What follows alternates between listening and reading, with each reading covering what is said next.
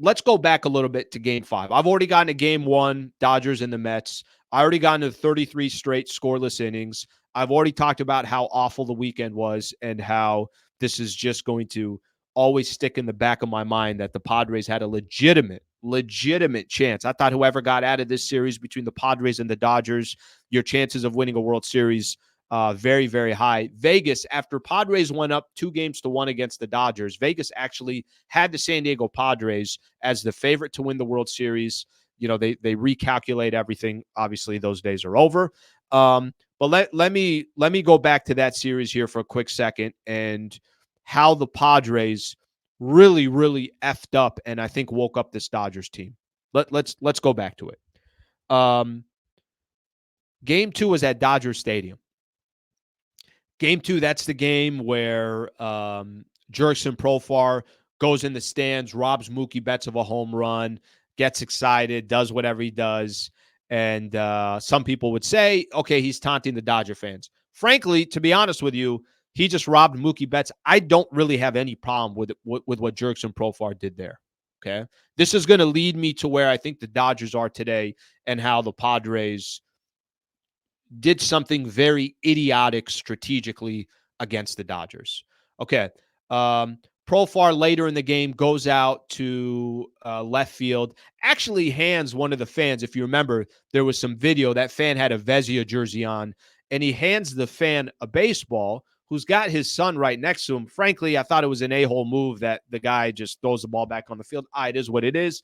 Couple fans throw a couple fans or throw a couple baseballs on there. They start throwing the ball at Tatis, blah, blah, blah, or the trash towards Tatis. Long story short, Dodger fans, not a good moment for Dodger fans.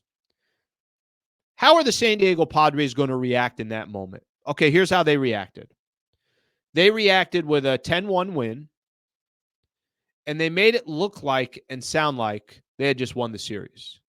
Series is tied 1 apiece against the most talented team in baseball is the Los Angeles Dodgers, period. They go Shohei, Mookie, and Freddie. And then there's all these other unbelievable bats that they have. We know what their bullpen is. The Padres acted like they won the series when the series was tied 1 apiece. I'm not a shit talker, and I think part of the reason why I'm not a shit talker, I don't think it's a good strategy, especially if you're in the middle of a game or if you're in the middle of a series. You know, the best way to talk shit is when somebody says, are you looking up at that scoreboard? Because last I checked, we're either winning the game, we're about to win the game, we're about to win a series, whatever the case is. That, to me, is the best shit talking. And the San Diego Padres got caught in this, hey, here's the best way that I can put it. I think a team that has been there, done that, this is kind of just what they do, they're not typically going to talk shit or get the other team motivated because they know, like, look, this is a long series. Why the hell are we going to try to wake up this other team? The best way we can beat the Los Angeles Dodgers, if you're the San Diego Padres, just do it on the field. Compliment them on your way out. When you're doing your pressers, you can sit there as well. Does it sound boring? Sure, it does sound boring. I don't give a shit. I'm trying to win. If the number one goal is to win, what strategy can you take to try to accomplish that? And I thought what the Padres did with the Dodgers from the mental game of we're going to try to embarrass them at Dodger Stadium. Okay, you did. You were up 10-1 or 10-2. I think they won that game once he hit a home run late in the game. That's all good. That's fine. But just remember that the series is just tied 1 apiece.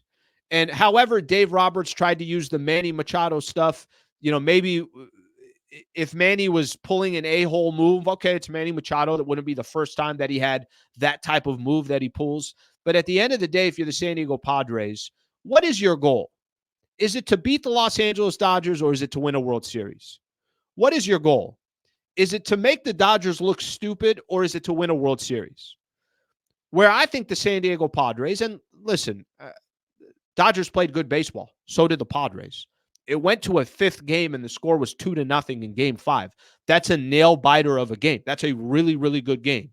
But I thought where the Padres really, really screwed up, they started making the game personal against the Dodgers. And the overall, if the mission is to win a World Series, why are you treating the Dodgers as if you beat them, you just won a World Series? We talk about this, and trust me, I have an issue with it because I'm from San Diego. That, the Padres are treated like the little brother. You acted like the little brother. You had plenty of moments in that series where you didn't act like been there, done that. You're just another team in our path, and we really don't care whether that was you or the Diamondbacks or the Mets or the Phillies. You're just in our way. We're trying to get to the World Series. I felt like they wanted to make it personal against the Dodgers. You know how you make it personal against the Dodgers? Beat them. That's how you make it personal. And after the 1-1 series tie and all the hoopla in game 2, once that dust settled there, okay, now you're in game 3, which, by the way, Padres did win that game 6-5. I thought there was a moment, and you guys maybe agree or disagree with me on this. You guys can give me your opinion on it. Padres went up 6-1 in that game, and as quick as they went up 6-1, I know the Dodgers lost game 3, but I think sometimes it's how you lose a game that you can still carry momentum in the other game. Padres lost that game, or Padres were up 6-1. They put up 6 runs in that second inning. And before you got a chance to sit down, grab a soda, kick back, Teoscar Hernandez hits a grand slam, and it's 6-5. And for 6 straight innings after that, it's a close game. The Padres barely pull it out. Both bullpens are fantastic. But I think if you're a Dodger fan, you are also walking out of that game. I know you don't want to lose the game. You lost 6-5, but it wasn't a blowout. Padres didn't win that game 6-1 or 8-1. Now you have 2 straight blowouts, and it feels like the Dodgers are even more discouraged. No, that wasn't the case. They hung in game 3. Buehler hung in game 3. The bullpen hung in game 3. And now all of a sudden, it was game 4 in San Diego, and the Dodgers really just kind of stole momentum from there. The Padres never scored after that 2-run Tatis homer. I maybe I'm bringing that up too much, but I really do believe this, and I do believe I can say it because I am a San Diego Padre fan. The Padres made it personal against the Dodgers rather than just, guys, this is the team in our way. Let's just beat them. Let's keep them quiet. Let's not give them any extra motivation, and let's just move the F on. Why make it personal against the Dodgers? Okay, I get it. Yeah, 2 hours away. Okay, I understand that. I understand this. Probably the best rivalry in baseball right now is these two teams. That's fine. What's the goal? Is the goal to beat the Los Angeles Dodgers? Because you did that in 2022. You hung with them all season long. It's not like the Dodgers ran away with the division. It was an interesting season all season long. The Dodgers always had, I think they always had a comfortable lead in the NL West, but it's not like the Padres were 15 games behind them like they have been in other seasons. It was all year. It was a good matchup. What's the talking shit for? For what? You haven't won anything yet. Beat them. And then when you beat them, by the way, I still wouldn't say anything. I would just kind of keep it as is because the play on the field would have spoke for itself. I thought the Padres woke up the Dodgers. I thought the Dodgers, for one of the first times that I've seen in the last few years, watching them in the playoffs and folding the way they did against the Arizona Diamondbacks, folding the way they did against the San Diego Padres a couple years ago in 2022. I thought for the first time I'm watching a Dodger team, it feels like there's an extra jump in their step. It feels like they are a team now that has a different type of motivation. Don't wake up the beast. For what? Listen, that's how I looked at it, and maybe not everybody would agree with this, but that's how I looked at this series. I thought the turning point in this series, again, I'm not trying to take anything away.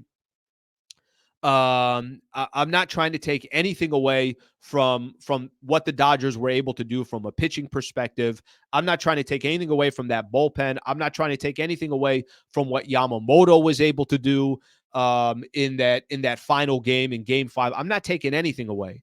What I'm trying to say is, if you don't want to be considered the little brother, don't act like it. The way you become the big brother is you just win. And I thought the Padres got caught in that mental hurdle, that mental mess, chess versus checkers, and it cost them.